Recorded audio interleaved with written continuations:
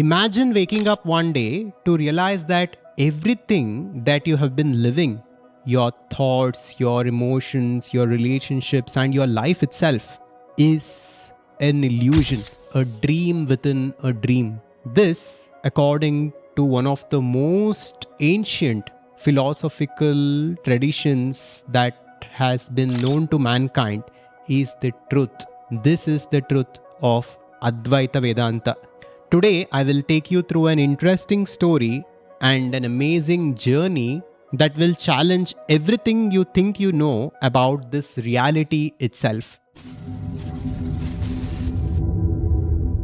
The Advaita channel is about consciousness and conscious creation. Here we explore Vedanta and various other ancient teachings from India to understand this reality and to consciously create our lives. Today we are talking about one of the most interesting and intriguing concepts in Vedanta. That is Maya or Matrix. What exactly is this Maya? We will learn today through an interesting story, and this might shake your entire foundation of how you perceive this reality. Now, Arjun was a young seeker in ancient India. He lived in a village and he was fascinated with the nature of reality and spirituality. He began studying different texts, he began studying the Upanishads, and soon within a few years, Arjun was well versed with a lot of ancient texts and scriptures. Although he was curious, although he was intelligent,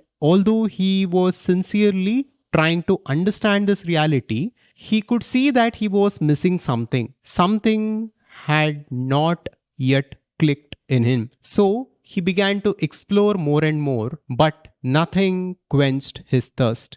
But one day, one of his friends mentioned that there lives an old sage in a small cave at a remote area in the Himalayas, and he was an enlightened being and he could answer Arjun's questions and quench his thirst.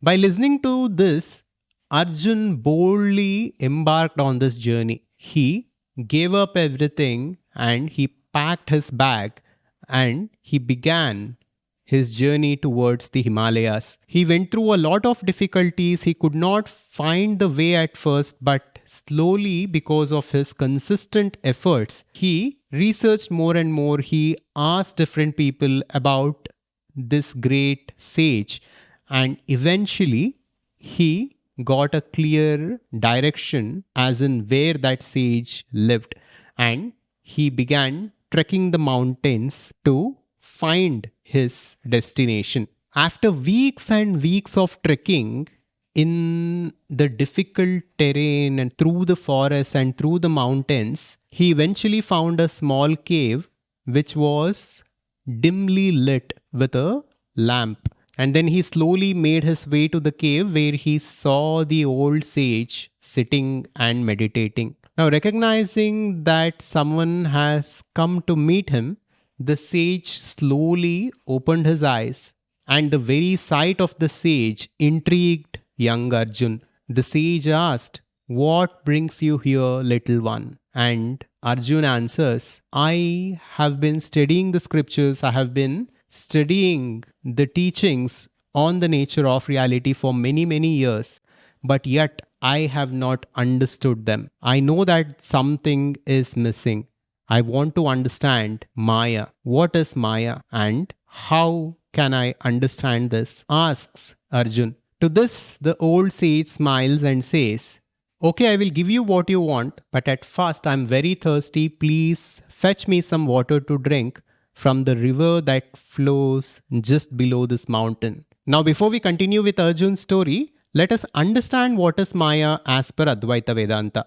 Many people misinterpret Maya as an illusion or as something which doesn't exist. Technically, this is not how Maya is described in the ancient Advaita Vedanta. Shankaracharya describes Maya as Sat Asad Vilakshana, and Maya is described as Anirvachaniya.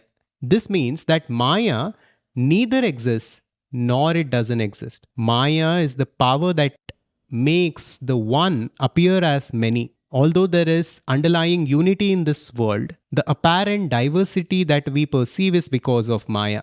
Maya doesn't mean that the world doesn't exist. Maya means that the way we are perceiving this world is incorrect. Now imagine watching a movie in a TV screen. Although the characters of the movie screen appear to be real and they have their own emotions, they have their own identity, they have their own forms and colors, every aspect and everything about these characters is just within the screen itself. The screen within itself is everything. The screen is in which everything appears to exist. This is how we need to understand Maya. Maya is an apparent projection. Maya is an appearance in consciousness. And this Maya has two powers. One is avarana, second is vikshepa. The first power is projection, the second power is concealment. Through avarana, Maya projects this dualistic world through the time-space reality, and through its second power, it conceals the real identity of the world and the oneness that underlies everything. It conceals the truth of consciousness. This is how Maya is explained. Now let us continue with the story of Arjun. Following the sage's request, Arjun climbs down the mountain and he walks up to the river in order to fetch some water. As he reaches the river, he sees a young, beautiful woman who was standing there anxious, and he begins to talk to her. And she says that she is in an emergency and she wishes to cross the river and she needs some help in crossing the river. Now, listening to this, he offered to help her, and slowly he holds her hand and he helps her to cross the river. As they begin to walk together, they begin to talk to each other about each of their stories. They begin to resonate with each other's stories and they fell in love. And like this, one thing led to another, and she took him to her place and introduced him to her parents, and they eventually got married. As they got married, they settled down next to the river in a small tribal village. Like this, years passed and Arjun had children and his family grew. He often came and sat next to the river looking at the mountain and thinking about the old sage. But he never went back there because he was so involved with life. And eventually one day, as he was sitting next to the river started to flood and it swept away the village and he swept away him also. As this happened, in an instant, he found himself back at the old sage's cave, still holding the pot. He had not even left the cave, and he was shocked to see where he was. Barely a few minutes had passed. Let us pause the story here and let us delve deeper into Maya. Now, just like what Arjun experienced, we experience our life. Although whatever we experience appears to be real, and it is real to us, ultimately, this is an appearance in consciousness as per Vedanta. Time is subjective.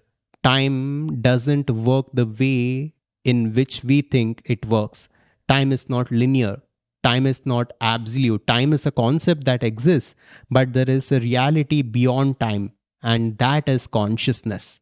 Maya, as per Advaita Vedanta, operates through the three gunas of sattva, rajas, and tamas. The combination of three gunas make up this world, make up this body, make up this mind, and make up everything. This Maya caused Arjun to experience his entire life within a few minutes. This was one of the possibilities or one of the potentialities of Arjun's life. Now let's continue with the part 3 of the story, which is the awakening. Arjun stood stunned and he begins to stammer. He looks at the old sage and asks, "What just happened and what did I just experience?" "Maya," says the old sage. "This is Maya, Arjun. Maya makes that which is unreal real, and it makes that which is real unreal. You experienced something which appeared to you as real. But it felt so real, said Arjun. My wife, my children, my entire life. I lived it next to the river. This was not an illusion, said Arjun. To this, the sage replies, yes, it was real, just like your life as a seeker is real to you right now. Now tell me, which of your lives was real? Was the life as a married man real? Or is your life as a seeker who is standing here real? When the sage asked this question, something shifted in Arjun's mind. All his studies, all his contemplation, all his seeking had led him to this moment, and he finally got it. He finally pierced through the veil of Maya. And the sage continued to explain. Both of these realities were equally real and unreal. They are all projections of Maya. The only thing that is real in all this is you yourself, Arjun. You were the only reality which was always there. You are the common factor in both of these stories. So that which is the underlying reality, that which is permanent, that which is unchanging, can only be the absolute reality. That which is transient, that which is ever changing, that which is temporary, can never be the ultimate reality. This is the simple truth of Vedanta, said the old sage. Consciousness is that which is permanent. Awareness is that which is eternal. All the stories come and go, and all the experiences come and go. Our body comes and goes. Our thoughts and emotions come and go. What remains unchanging is that consciousness that we are. And this itself is the absolute reality within which the universe itself appears as per Vedanta. This is the profound truth that the old sage helped Arjun realize. Arjun's awakening represents the goal of Advaita Vedanta. The goal of Vedanta is to see through the veil of Maya and realize our true nature as pure consciousness. But this doesn't mean rejecting our world and calling it unreal, but it is about understanding its true nature. Swami Vivekananda, a great exponent of Advaita Vedanta, explained it beautifully. He said, Maya is not illusion as it is popularly interpreted. Maya is real, yet it is unreal. It is real in that the real is behind it and gives it its appearance of reality. That which is real in Maya is the reality in and through Maya.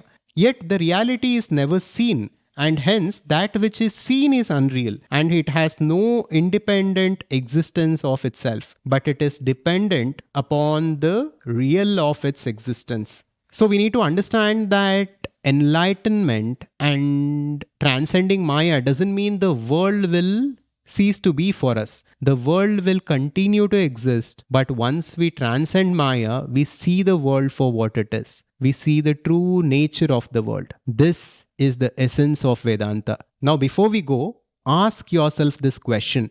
Who am I who is listening to this? Who am I who is watching this video? What is the I that I am which listen to these stories? And as you ask these questions, you will begin to see who you are. You will begin to see that you are simply that pure, pristine consciousness which is always there and which is all there is. And who you think you were was never there to begin with. Now, if you want to delve deeper into these concepts, you can check out our private community, the Advaita Conscious Society. You can get more details on this through the link in the description. And if you want to understand karma, which is the cause for where you are at right now, then check out this important video that we had made on the 4 aspects of karma. Thank you, and I will see you in the next one. Subscribe to Advaita to wake up. Shivoham.